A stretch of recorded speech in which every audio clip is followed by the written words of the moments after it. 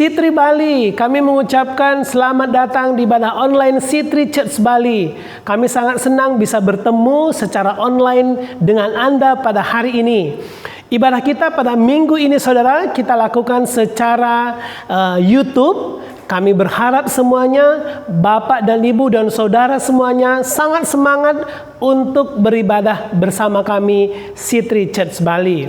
Untuk minggu ini saudara, ada beberapa hal yang akan saya informasikan kepada Anda. Di ibadah kita hari ini, kita nanti ada pembicara yang luar biasa, Pak Franz. Dia akan sharing pada kita pada hari ini. Dan kami juga mengingatkan Anda untuk menyiapkan roti dan juga anggur ataupun konteks lokal yang ada di tempat kita masing-masing. Karena nanti di akhir daripada ibadah, kita ada perjamuan kudus bersama. Jadi, ayo saya mengajak kita semuanya untuk kita semangat memuji dan memuliakan nama Tuhan. Kami ingatkan terus saudara, dan kami juga mengucapkan terima kasih kepada Anda yang sudah memberikan persembahan, perpuluhan dan ucapan syukur Anda. Seberapapun besar persembahan dan ucapan syukur Anda itu, semuanya itu sangat memberkati pelayanan kita melalui Gereja Sitri Bali. Kami terus mengajak dan memotivasi kita semuanya untuk kita memberikan persembahan dan perpuluhan yang terbaik untuk Tuhan.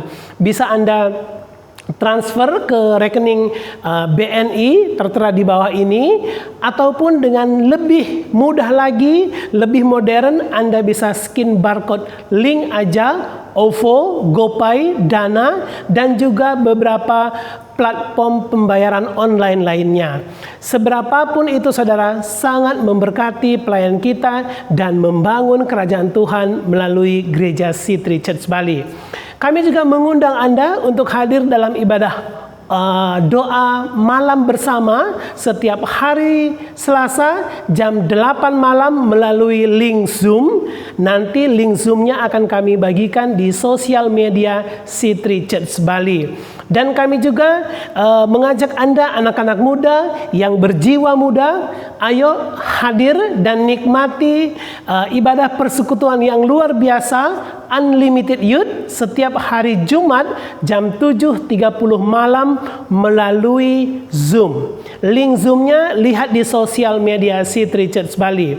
Dan yang terakhir saudara, kami mengingatkan untuk jemaat dari Sitri Church Bali untuk membayar iuran makam mumbul untuk tahun ini 25.000 per orang per tahun. Anda bisa menghubungi Ibu Kadek untuk pendaftaran dan juga pembayaran. Ini semuanya sangat membantu kita nantinya untuk di pemakaman mumbul saudara. Jadi kami jemaat Sitri Bali silahkan hubungi Ibu Kadek. Dari Sitri Church Bali kami mengucapkan selamat menikmati ibadah dan persekutuan yang indah bersama Tuhan. Kiranya hadirat Tuhan nyata di tempat kita masing-masing. Tuhan Yesus memberkati.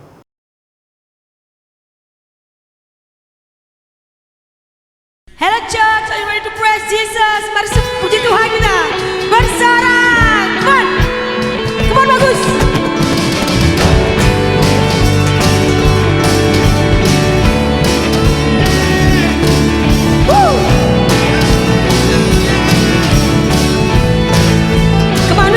Kau batu karang yang teguh, kota benteng dan perisaiku.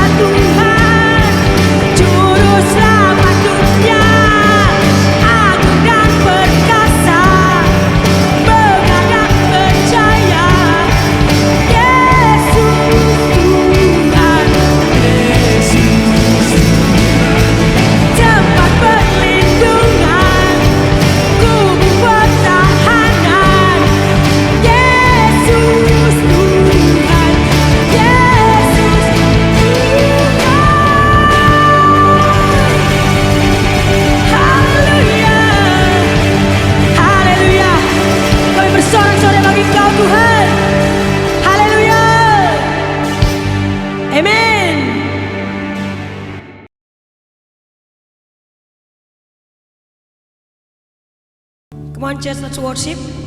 What beautiful name. Come on.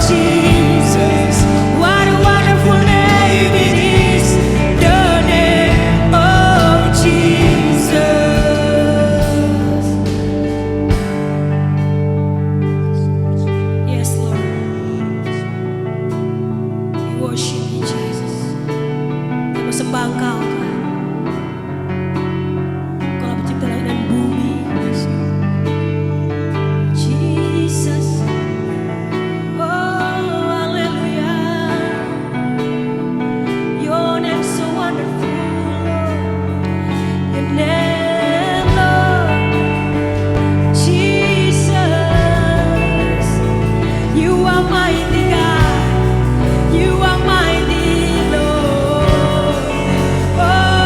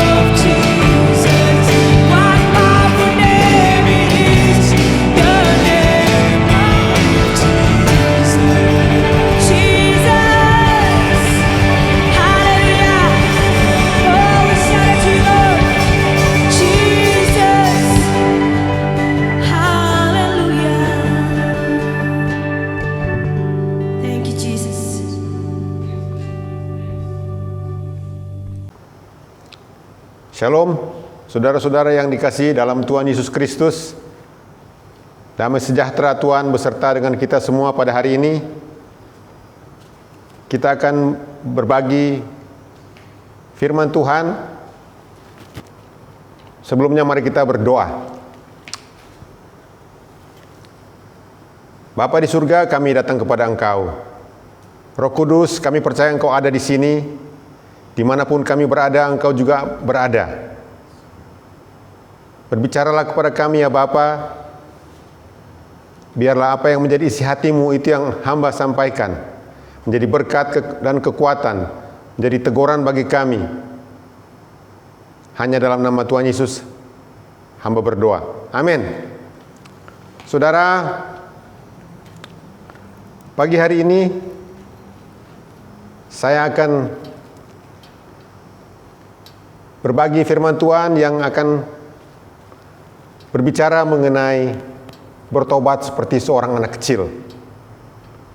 Tuhan Yesus sendiri berkata dari ayat Matius pasalnya yang ke-18 ayat ke-3 dikatakan, jika kamu tidak bertobat seperti seorang anak kecil, kamu tidak bisa masuk ke dalam kerajaan sorga. Ini firman Tuhan yang menarik sebenarnya, bertobat seperti seorang anak kecil. Ya, ada dua poin yang mau diambil di sini. Pertama kata bertobat dan kedua seperti anak kecil. Ya, apa itu bertobat sebenarnya? Bertobat sebenarnya artinya dari bahasa aslinya itu ya dalam bahasa Ibrani berbalik. Ya, jadi kalau kita sudah berjalan ke tempat yang arah ke sana dan kita bertobat, artinya kita berbalik. Kenapa kita berbalik? Karena salah arah jalan yang kita lalui. Arah jalan yang kita tempuh itu salah. Ya, sehingga kita harus berbalik. Bertobat ya. Dan kenapa kita perlu bertobat ya? Kita tahu semenjak kejatuhan Adam dan Hawa, kita ini sudah hidup di dalam dosa. Tidak ada seorang pun yang tidak berdosa. Firman Tuhan berkata di dalam kitab Roma, semua orang telah berdosa dan upah dosa adalah maut. Karena itu Tuhan melihat bahwa kita ini perlu bertobat, kembali kepada Tuhan, kembali ke jalan yang benar. Ya, karena kita tahu tanpa pertobatan tidak ada pengampunan. Dan tidak ada pengampunan berarti tidak ada keselamatan. Ya, itu yang menjadi pesan pada hari ini. Di dalam kitab Matius 4 ayat yang ke-7 ditulis begini, sejak waktu itu Yesus memberitakan, bertobatlah sebab kerajaan sorga sudah dekat. Juga di dalam Lukas 5 ayat 32 saudara, Tuhan Yesus berfirman, aku datang supaya orang berdosa bertobat. Ya, ini pesan Yesus sebenarnya. Kenapa Yesus datang ke dunia? Inti dari pemberitaan Yesus sebenarnya adalah mengenai manusia itu harus bertobat. Juga di dalam zaman perjanjian lama sebenarnya nabi-nabi sudah diutus oleh Tuhan menegur bangsa Israel untuk bertobat, kembali ke jalan yang benar. Dan saat ini juga saya percaya merupakan pesan Tuhan bagi kita ya.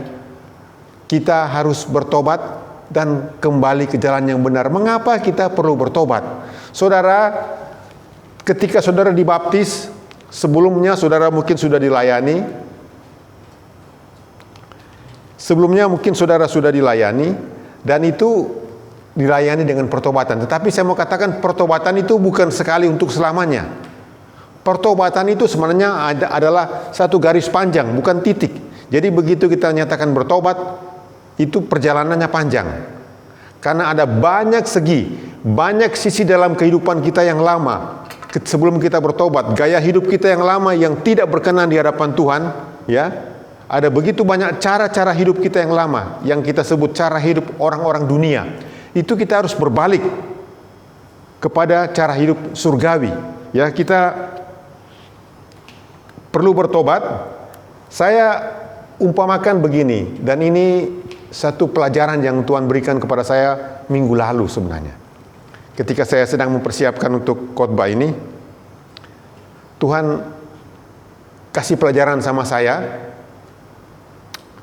Pagi-pagi ketika saya bangun, saya masuk di ruang tamu, kok ada bau busuk, bau tidak enak. Tapi saya abaikan, ya. Saya coba keluar, enggak bau. Keesokan hari lagi semakin menyengat busuknya. Saya cari-cari, enggak tahu, enggak ketemu di mana. Tapi hari ketiga, saya teringat, kami itu menyimpan stok telur untuk disalurkan. Dan waktu saya mulai ambil packing daripada telur-telur itu, tiba-tiba ada yang menetes. Ternyata ada telur satu yang busuk. Dan apa yang terjadi? Satu yang busuk ini sangat mempengaruhi ruangan di sekitar pada tempat saya tinggal tempat saya tinggal. Dan ini seperti Tuhan bicara kepada saya, ya. Satu dosa kalau tidak dibereskan itu akan menjadi gaya hidup, ya. Dan itu akan merasuki semua di sekitar kita, ya. Dan pada akhirnya akan membusuki semua telur-telur yang lain, ya. Kita orang yang berdosa, kalau kita bergaul dengan orang-orang lain, kita akan mempengaruhi jika orang lain menjadi busuk. Dan pada akhirnya akan membawa kepada maut kalau kita tidak bereskan. Kalau kita tidak mengaku dosa kita, kalau kita tidak berbalik, tidak ada pengampunan, tidak ada keselamatan. Di dalam 1 Yohanes 2 ayat 17, saya bacakan 1 Yohanes 2 ayat 17, dikatakan begini, ya. Dunia ini sedang lenyap dengan segala keinginannya, tetapi orang yang melakukan kehendak Allah tetap hidup selama-lamanya. Artinya begini, kita hidup di dalam dunia memang, tetapi dunia ini sedang lenyap, ya. Artinya begini, Tuhan itu sekarang sedang mengizinkan masa-masa sulit terjadi, ya. Demikian juga dengan bangsa Israel, Tuhan banyak kali mengizinkan mereka mengalami masa-masa sulit. Kalau kita baca, baik di zaman Daud ada 3 tahun masa kekeringan, kemudian di zaman nabi-nabi, ya, di zaman kerajaan Israel, banyak kali Tuhan mengizinkan mereka mengalami masa-masa sulit. Tujuan Tuhan cuma satu, menegur umatnya untuk berbalik kepada Tuhan. Dan Tuhan mengutus nabi-nabi supaya mereka berbalik kepada Tuhan, ya. Kita sekarang juga sedang mengalami masa yang sulit, ya. Di dalam 2 Timotius 3, kita 2 Timotius 3 ayat pertama dikatakan begini, ketahuilah bahwa pada hari-hari terakhir akan datang masa yang sukar. Kita hidup sekarang pada hari-hari terakhir, saudara-saudara, ya. Dengan adanya pandemi seperti ini, kita sebenarnya harus sadar, ya. Kita sebenarnya harus ingat, kita ada pada masa-masa terakhir, ya. Mungkin banyak orang, ya, kita juga berharap keadaan bisa jadi lebih baik. Tapi saya mau katakan, kebenaran firman Tuhan tidak begitu. Kebenaran firman Tuhan di dalam surat Yohanes tadi, 1 Yohanes 2 dibilang, ya, kita hidup di dalam dunia yang sedang lenyap. Jadi sudah hampir pada kesudahannya, ya.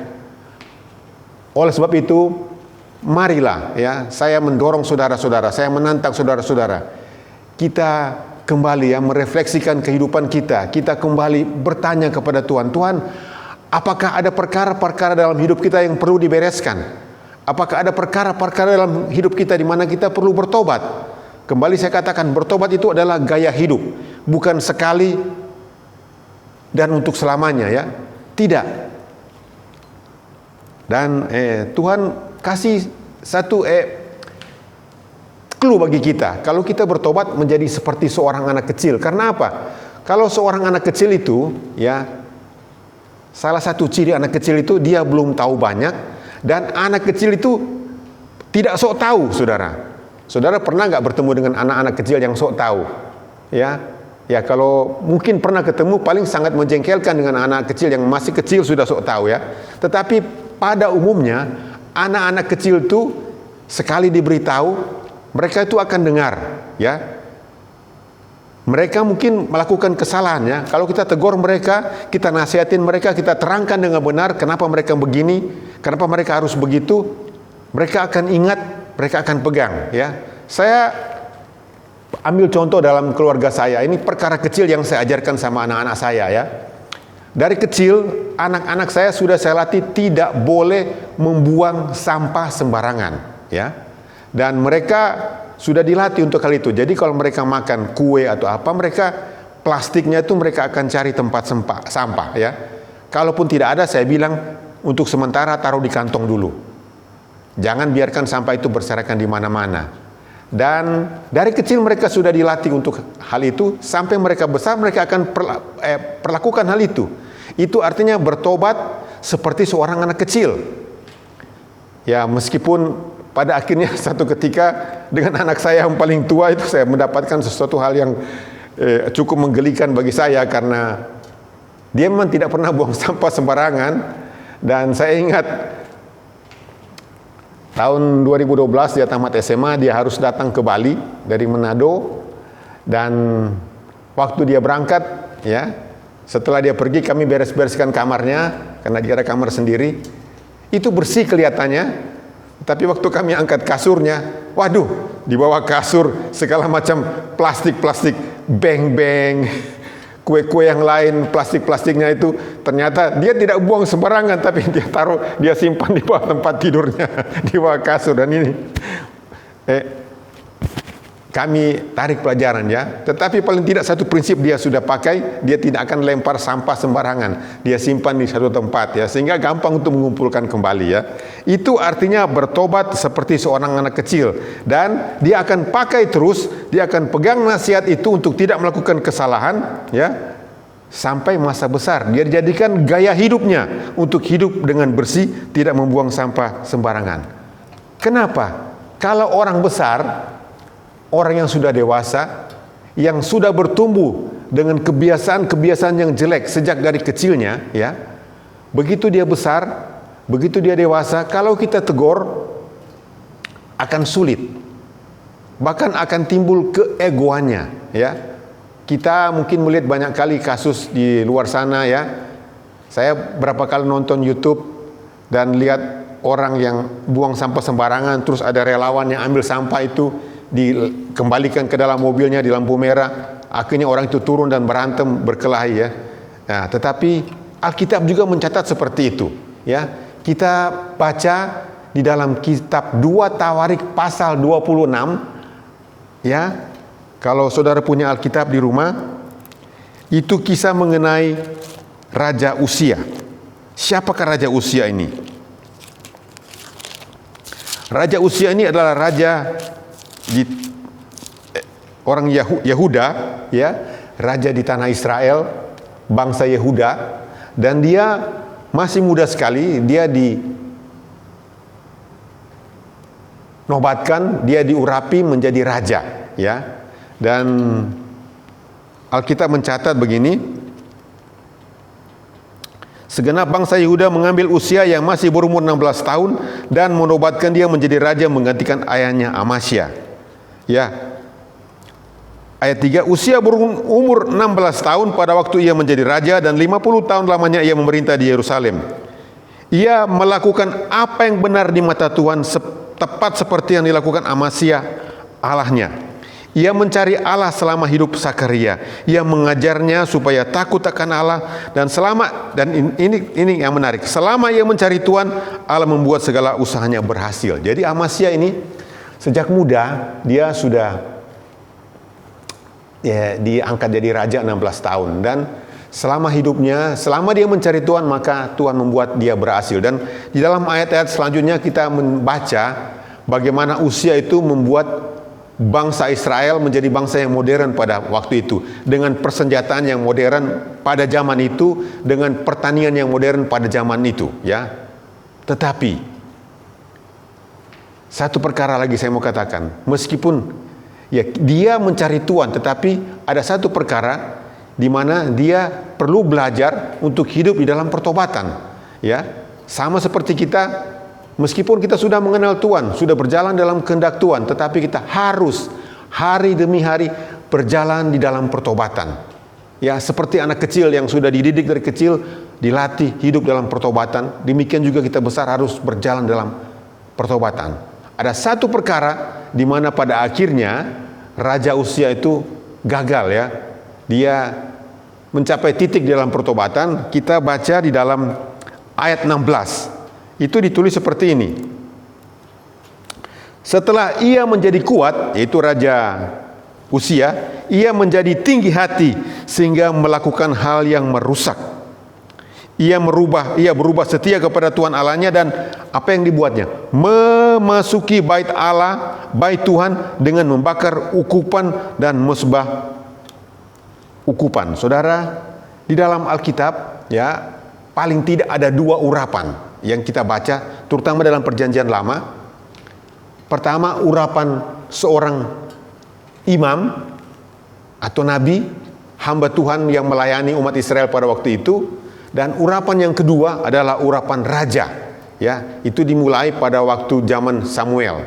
Ya, jadi dia mengurapi Raja Saul, dan seterusnya setiap raja itu diurapi oleh imam pada waktu itu. Dan Nabi Usia ini, dia diurapi hanya untuk menjadi raja sebagai pemimpin yang memimpin bangsa Israel. Jadi pengurapannya berbeda dengan pengurapan imam pada zaman itu, yaitu Imam Azaria. Dan apa yang terjadi?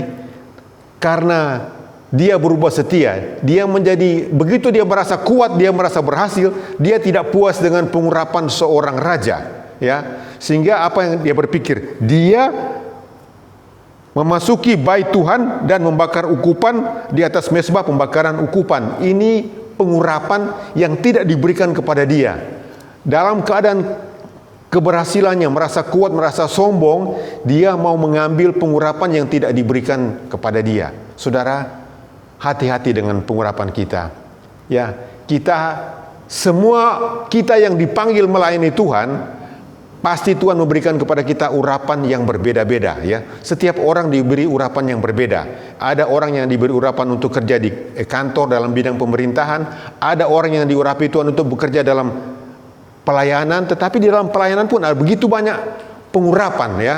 Saya pribadi sejak saya bertobat tahun 88, sudah 3 kali saya ditawarkan untuk menjadi gembala, ya. Tetapi saya yakin dan percaya panggilan saya itu bukan untuk pelayanan gembala, dan saya tidak diurapi untuk pelayanan gembala, penggembalaan. Saya merasa pelayanan saya itu pengurapannya adalah untuk pelayanan yang kita sebut pelayanan mercy ministry, menjangkau orang-orang yang belum mengenal Yesus, orang-orang miskin, masyarakat di sekitar kita. Dan ini kita harus tetap berjalan dalam pengurapan yang Tuhan berikan kepada kita. Kita tidak boleh mengambil atau menginginkan pengurapan yang tidak Tuhan berikan kepada kita. Karena pengurapan setiap orang itu berbeda. Dengan Raja Usia, ketika dia mencapai keberhasilan, ya, dia berpikir dia kuat, dan dia melihat ada pengurapan yang lain yang dia pingin ambil, ya. Dia ambil pengurapan itu. Tapi apa yang terjadi dengan dia? Kita baca di dalam ayat 17, pasal 26 dari 2 Tawarik. Tetapi Imam Azaria mengikutinya, yaitu mengikuti Raja Usia dari belakang bersama-sama dengan 80 imam Tuhan, orang-orang yang tegas.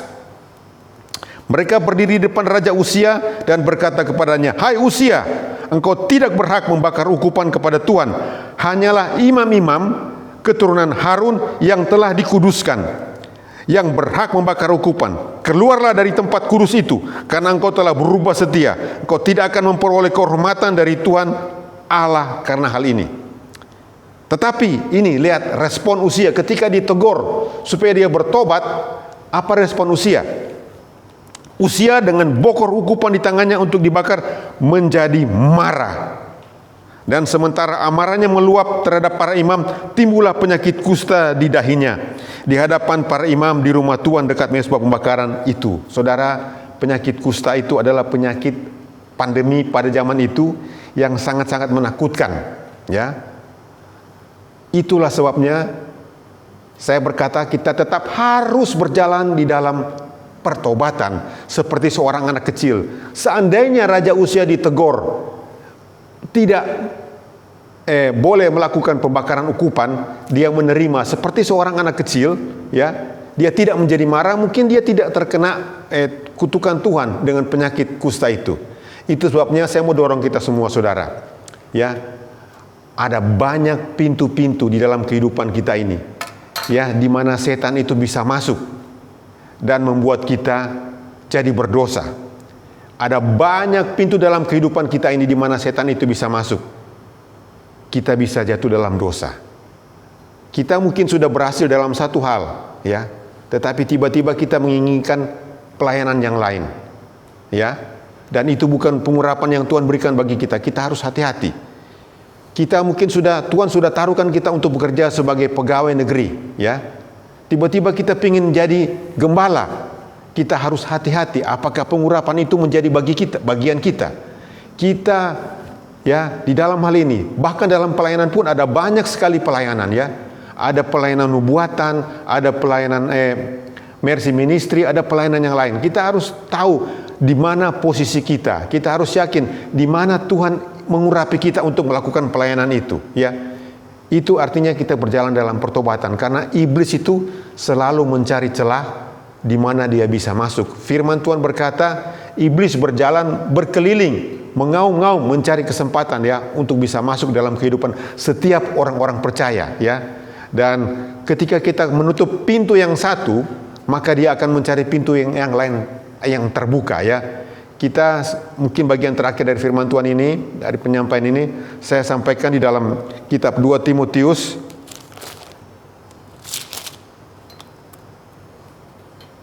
ya, pasal 3 ayat yang ke-6, 1 sampai 6. Itu masa-masa sukar pada akhir zaman, dan di situ ada 19 pintu sebenarnya yang bisa membawa kita ke dalam dosa. Kalau kita tidak hidup dalam pertobatan, kita bisa masuk salah satu dari pintu-pintu yang kita masuk, maka kita tidak mendapatkan keselamatan. Dalam arti kata, kita akan kehilangan kesempatan itu, ya. Ya, Alkitab, ketahuilah pada hari-hari terakhir akan datang masa yang sukar. Pertama, dosa yang pertama yang iblis mau serang dengan kita. Kita mencintai diri kita sendiri, mencintai kesenangan-kesenangan kita. Kita mencari kesenangan bagi diri sendiri. Kemudian yang kedua, kita menjadi hamba uang. Ini di mana-mana terjadi, saudara. Orang bekerja mati-matian siang dan malam, bahkan suami dan istri kerja keluar hanya untuk mencari uang sebanyak-banyaknya, ya. Dan mereka menjadi mereka akan membual. Yang keempat, mereka akan menyombongkan diri. Mereka akan menjadi pemfitnah. Kelima, mereka akan berontak terhadap orang tua. Anak-anak sekarang, ya, banyak kami mendapati, ya, banyak kami ada orang memberitahu kepada kami, tolong dilayani anak kami, tolong didoakan, ya. Semakin lama mereka semakin suka memberontak terhadap orang tua. Kami juga di rumah mendidik anak-anak kami supaya mereka tidak menjadi seorang yang memberontak, ya. Karena itu sudah ditulis dalam firman Tuhan. Yang berikutnya dikatakan tidak tahu berterima kasih. Ini kunci, ya. Tidak tahu berterima kasih. Yang berikutnya tidak mempedulikan agama. Ya, kita sudah tahu di mana orang tidak peduli agama lagi. Tidak tahu mengasihi, tidak mau berdamai, suka menjelekkan orang, tidak dapat mengekang diri, garang, tidak suka yang baik, suka mengkhianat, tidak berpikir panjang, berlagak tahu atau sok tahu. Tadi saya sudah ungkapkan, lebih menuruti hawa nafsu daripada menuruti Allah. Secara lahiriah mereka menjalankan ibadah mereka, tetapi pada hakikatnya mereka memungkiri kekuatan Tuhan, kuasa Tuhan. Ini saya catat, ini ada 19 pintu. Saudara mungkin bisa cari pintu-pintu yang lain dalam kehidupan saudara. Tetapi kalau saudara menemukan pintu-pintu itu, tutuplah dengan cara tetap berjalan di dalam pertobatan, ya. Gereja kita sekarang punya visi yang kita ungkapkan selalu, tema yang kita ungkapkan selalu, yaitu stand strong, saudara. Karena apa? Iblis itu bisa menyerang kita dari setiap pintu-pintu ini. Kalau kita goyah, kita jatuh, kita tidak bisa stand strong lagi. Makanya kita tetap berdiri teguh, ya. Begitu kita dapatkan celah-celah ini, kita kembali kepada Tuhan, kita bertobat, ya. Kita kembali kepada Tuhan, karena hanya melalui ini, ya, kita bisa tetap berjalan di dalam pertobatan. Dan jadikan itu pertobatan gaya hidup kita. Saya mau berdoa buat saudara pada hari ini. Saudara, ada di antara saudara mungkin yang sudah mendengar firman Tuhan ini. Saudara dapatkan dalam diri saudara ada hal-hal di mana saudara perlu bertobat, di mana saudara perlu berbalik, dan saudara mau berjalan tetap di dalam pertobatan. saudara mau tetap berjalan di dalam menjadikan pertobatan itu gaya hidup saudara, mari saya mau berdoa. Saudara taruh tangan saudara di dada, saya berdoa buat saudara. Bapa dalam surga, saya berdoa buat orang-orang yang mendengarkan firman Tuhan, yang dimanapun mereka berada, ada perkara-perkara tidak tahu berterima kasih, iri hati dengan orang lain, suka menjelekkan orang-orang lain, tidak mengasihi Tuhan, lebih mengasihi kepada diri sendiri, mau selalu berpikir mencari kesenangan diri sendiri, yang fun-fun untuk kehidupannya. Tetapi banyak orang di luar sana yang masih membutuhkan kehadiran kita untuk bersaksi kepada mereka. Saya berdoa Tuhan, supaya Tuhan, apapun yang menjadi permasalahan kita semua, biarlah kami mau datang kepada Engkau Tuhan. Kami mau bertobat. Kami katakan kami mau menjadikan pertobatan itu gaya hidup kami. Dan kami mau tetap berjalan dalam pertobatan. Tuhan, kuatkan kami dengan Roh Kudus-Mu. Di dalam nama Yesus hamba berdoa. Amin.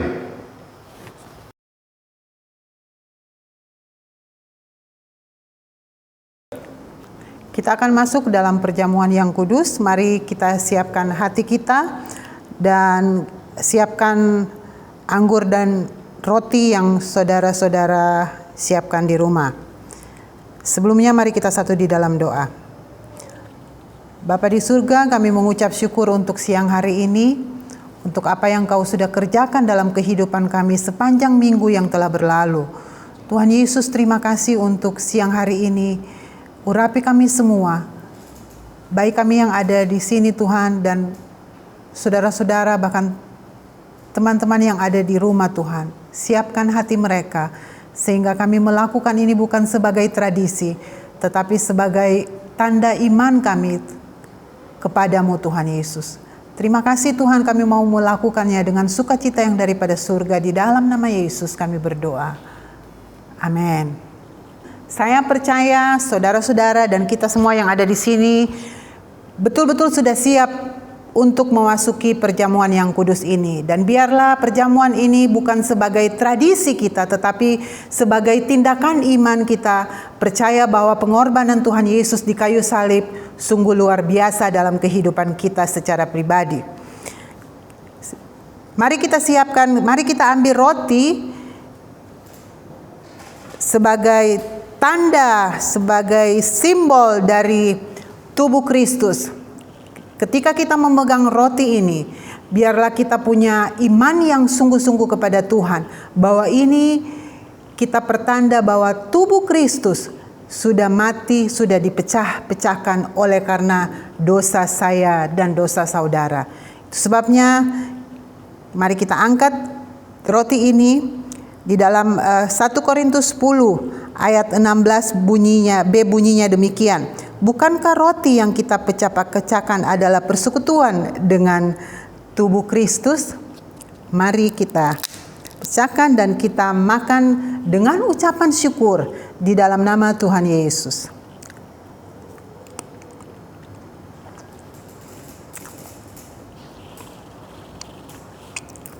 Thank you, Jesus. Thank you, Lord.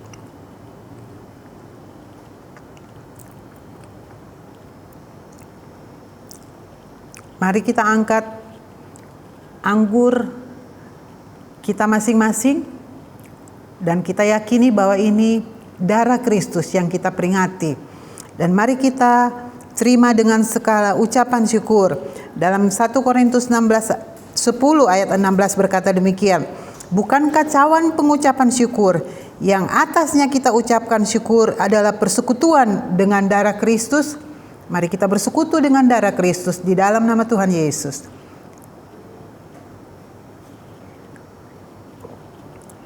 Terima kasih Tuhan Yesus. Terima kasih. Naikkan syukur saudara, naikkan syukur kita kepada Tuhan. Terima kasih Tuhan Yesus. Terima kasih untuk pengorbananmu di kayu salib Tuhan. Terima kasih untuk darahmu yang sudah tertumpah untuk dosa-dosa kami Tuhan. Terima kasih untuk tubuhmu yang sudah terpecah oleh karena dosa-dosa kami. Biarlah semakin banyak orang mengetahui pengorbananmu di kayu salib Tuhan. Terima kasih Tuhan Yesus. Terima kasih Tuhan Yesus. Di dalam nama Tuhan Yesus kami mengucap syukur dengan segala ucapan syukur kami. Amin.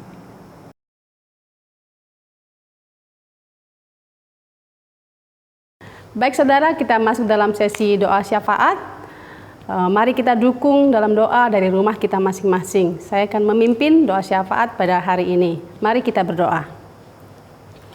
Tuhan Yesus, terima kasih Tuhan, kami mengucap syukur. Kami mau menyatakan bahwa Engkau sangat baik, kasih setiamu untuk selama-lamanya Tuhan. Saat ini Tuhan kami mau bersatu hati, berdoa dari rumah kami masing-masing Tuhan. Kami mau berdoa untuk pastor kami, Pastor Gel Tuhan, Gembala Sitri Bali Tuhan Yesus. Mari Tuhan Engkau yang terus menyertai dia Tuhan Yesus saat ini di Australia Bapa. Biarlah Tuhan Yesus selalu memberkati kesehatan, kekuatan yang daripada Engkau selalu Tuhan Yesus. Terima kasih Tuhan, kami juga berdoa untuk elders kami dan jemaat Sitri Bali Tuhan Yesus. Mari Tuhan Engkau yang memberikan kami kesehatan yang ekstra terus Tuhan, sehingga kami boleh melakukan aktivitas kami dengan baik dan sesuai dengan rencana-Mu Tuhan Yesus. Dan Tuhan terus kami persatukan kami Tuhan, untuk kami semakin bersatu hati dalam membangun gereja Sitri Bali Tuhan Yesus. Terima kasih Tuhan, Engkau berkati keluar masuk kami jemaat Sitri Bali Tuhan, pekerjaan mereka, sekolah mereka Tuhan Yesus, rumah tangga mereka Tuhan Engkau berkati Tuhan Yesus. Terima kasih Tuhan, kami juga berdoa untuk orang yang sakit Tuhan Yesus. Saat ini Tuhan kami mau berdoa untuk Kak Melda yang saat ini khususnya sakit tipes Tuhan Yesus. Mari Tuhan Engkau yang menyembuhkan dia Tuhan saat ini di dalam nama Tuhan Yesus. Dan Engkau pakai Tuhan segala dokter, segala obat yang dia minum Tuhan Yesus, makanan yang dia konsumsi, biarlah itu membawa kesembuhan yang sempurna bagi Kamelda saat ini di dalam nama Tuhan Yesus. Terima kasih Tuhan, kami juga berdoa untuk ibadah onsite kami Tuhan Yesus yang kami akan rencanakan Tuhan Yesus segera Tuhan Yesus terjadi. Tuhan kami minta bahwa semuanya Tuhan kami menyerahkan semua ke dalam tangan-Mu, sehingga semuanya terjadi sesuai dengan kehendak-Mu, sesuai dengan rencana-Mu Tuhan. Dan tidak ada permasalahan Tuhan Yesus dalam ibadah kami ke depannya Tuhan Yesus. Dan kami percaya bahwa Roh Kudus-Mu akan selalu bekerja untuk kami semuanya di Sitri Bali Tuhan Yesus.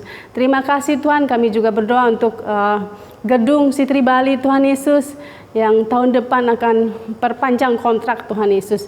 Kami menyerahkan gedung Sitri Bali ini Tuhan ke dalam tangan-Mu Tuhan, dan begitu juga keuangannya Bapa. Kami percaya tiada yang mustahil bagi Engkau Tuhan. Engkau akan mencukupkan segala sesuatunya untuk gereja kami, untuk gedung kami ini Tuhan, kami boleh tempati untuk menyembah Engkau, memuji Engkau di tempat ini Tuhan Yesus.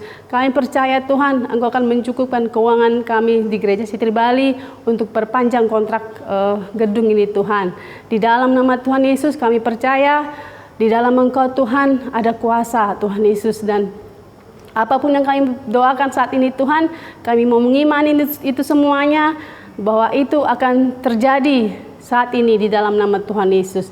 Terima kasih Tuhan, hanya di dalam nama Tuhan Yesus kami mengucap syukur dan berdoa. Haleluya, amin. Saudara yang dikasihi Tuhan, setelah kita mendengarkan firman Tuhan, saya percaya saudara diberkati.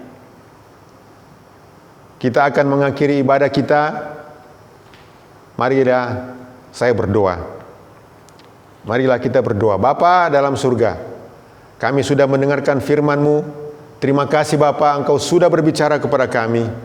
Dan kami percaya apa yang Engkau sampaikan ini menjadi kekuatan bagi kami untuk kami tetap hidup di dalam pertobatan. Dan sekarang kami akan pulang Tuhan. Jika Engkau baik-baik mendengarkan suara Tuhan Allah-Mu dan melakukan dengan setia segala perintahnya yang kusampaikan kepadamu pada hari ini, maka Tuhan Allah-Mu akan mengangkat engkau di atas segala bangsa di bumi. Segala berkat ini akan datang kepadamu dan menjadi bagianmu. Jika engkau mendengarkan suara Tuhan Allah-Mu, diberkatilah engkau di kota, diberkatilah engkau di ladang. Diberkatilah buah kandunganmu, hasil bumimu, hasil ternakmu, yakni anak lembu sapimu dan kambing dombamu. Diberkatilah bakulmu dan tempat adonanmu. Diberkatilah engkau pada waktu masuk dan diberkatilah engkau pada waktu keluar. Terima kasih Tuhan. Tuhan, biarlah berkat-berkat ini menyertai kami semua. Kami mengucap syukur karena Engkau yang sanggup memberkati kami. Hanya di dalam nama Bapa, Anak dan Roh Kudus saya berdoa. Amin.